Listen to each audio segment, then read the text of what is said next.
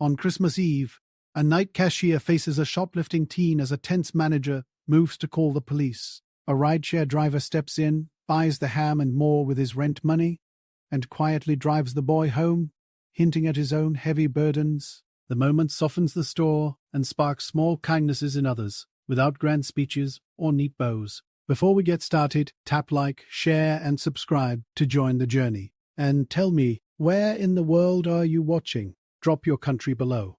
I love seeing the global trail of these stories. By 10 on Christmas Eve, the supermarket hummed like a tired aquarium. Lights buzzed. Floors shone in a way that made everything look colder than outside. People wore big coats and empty faces. The radio played a carol like it was tired of it too. She worked the slow lane nobody picked, the one by the coin machine that ate nickels. She had a blue apron, a paper Santa hat she didn't remember putting on, and a brace around her right wrist. When the conveyor stopped, she rubbed the brace. When it moved, she smiled and said the same word, hey, soft and even. On her cup, a barista had written the wrong name. She kept that side turned away. The kid in the army green coat edged past the candy bars. He wasn't looking at anyone. He had the gait of someone who always tried to stay between other people's eyes. The coat was too big for him. The sleeves swallowed his hands. His ears were red with cold. She saw the ham slide into the coat, a heavy lump against a bony side. It was a small, spiral one, not the nice brand. The coat jumped with the weight. He wobbled and steadied. Her hand hovered over the light to call someone. She didn't press it. Hey, she said, like it was the same hey she said to everyone. You good? He froze. His eyes went to the floor, then to the doors, then back to the floor. She knew that look. That slow pull in the air when you know you are about to be caught. The manager's red tie swung like a metronome as he marched over. He'd been watching the camera. That tie was the loudest thing in the building. He had the walk of a man who never drops empty boxes himself. He said words like loss and policy and police, and the aisle got smaller. People in line leaned to see. A toddler in a cart started to whine just because the air had changed. The scanner went quiet. Even the radio dipped like it felt the stare. The boy's breath hitched. His eyes were shiny but dry. He swallowed hard. The coat lifted and fell like it was too much work to wear it. He tucked his chin down like a turtle. It's for my mum, he said, but it came out thin and dirt-soft. The woman at the register didn't move. Her wrist throbbed inside the brace. She thought of later the last bus, the way the driver kept the heat low. She thought of the line behind the boy and how each person had their own stubborn thing to carry. The man in the grey hoodie and puffy black coat put his palms up. He had cat litter and windshield wipers in his basket. The cold had turned his knuckles white. He had a beanie that lost its shape 2 winters ago. He gave a small smile like you give a skittish dog. Don't, the manager said, already certain. We don't reward. He lifted the ham out of the coat and set it on the belt. No big show. Just picked it up, easy and done. The coat sagged back into the shape of the boy's ribs. The boy didn't move. The air lifted a little, like someone opened a door. He said, I'll pay for it.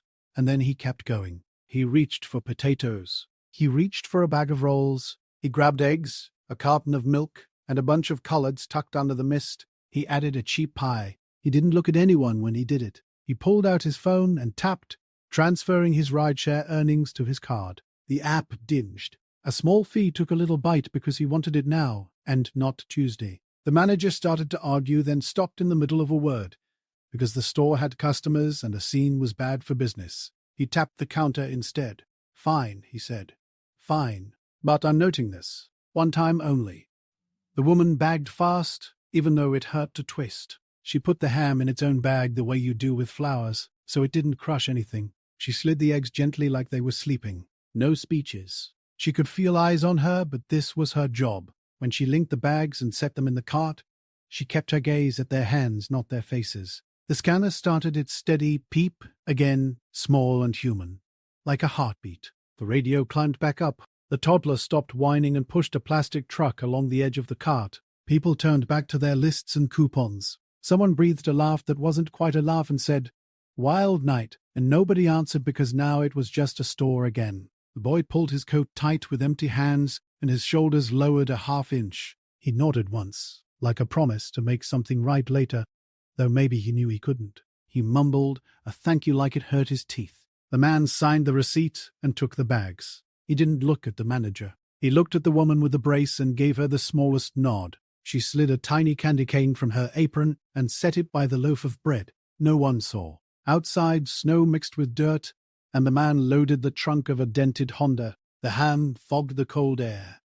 His breath made clouds. The boy stood there like he wasn't sure if he was allowed to touch the food yet. The parking lot lights hummed. Cars hissed through slush tires, whispering.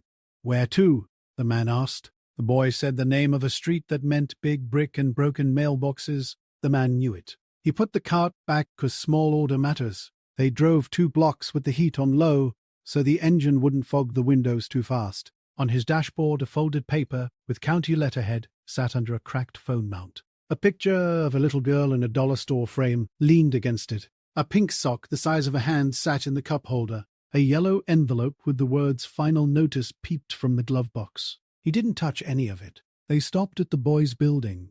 The boy took the bags and kind of skipped to pretend he wasn't about to cry. In a window upstairs, a TV flashed blue. A woman's shadow crossed once, and then again. The boy looked back, lips pressed flat, and lifted the bag like a salute. Then he was gone. The man sat there for a second, just enough to feel the quiet. Orders pinged his phone. Surge pricing bloomed on the map. He could make good money if he started now. But the snow had that way of making time feel thick. He checked his balance. It wasn't a number that made you sleep easier. Back inside, the woman took off the paper Santa hat and breathed for real. She tucked her hair behind one ear and winced. She missed a button on her shirt and smoothed it anyway. Her teeth ached from clenching. She looked at the clock and figured her last bus. She thought of the boy's coat and the way kids' bones looked too close to the surface. A woman from the line stepped outside and scraped the frost from a small silver sedan. She used the edge of a gift card. Her red scarf trailed in the wind. She didn't leave a note. She didn't look back laughing. She just scraped until the glass was clear and went back inside with her cheeks bright.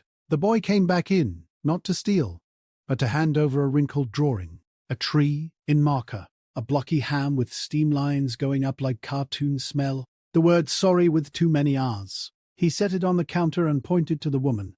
Then the man, then his own chest. He ran before anyone could say thank you. Next lay Nova. A teenage girl slid a coupon toward a stranger who was short on cash for diapers. She didn't even make eye contact. Just a flick of paper.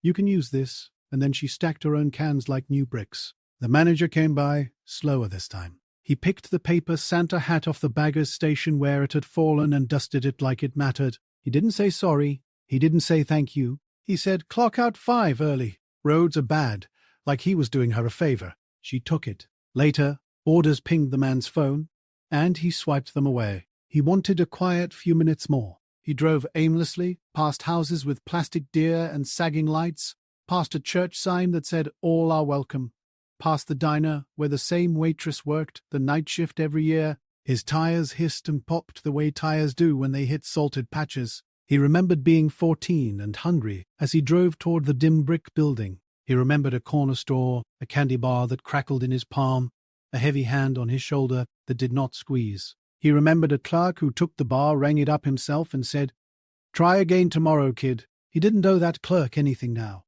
Debts like that don't send bills, but they sit under the skin. He pulled to the curb by the supermarket again, just to watch the glow of it. The doors breathed people in and out. It wasn't warm, not really, but it was light. He thought of the boy's mother setting a ham on a chipped table. He thought of the woman taking her bus and sinking into a cracked seat like it was a bed. He hummed the little candy cane from his turn signal and watched it sway red-white in the dark.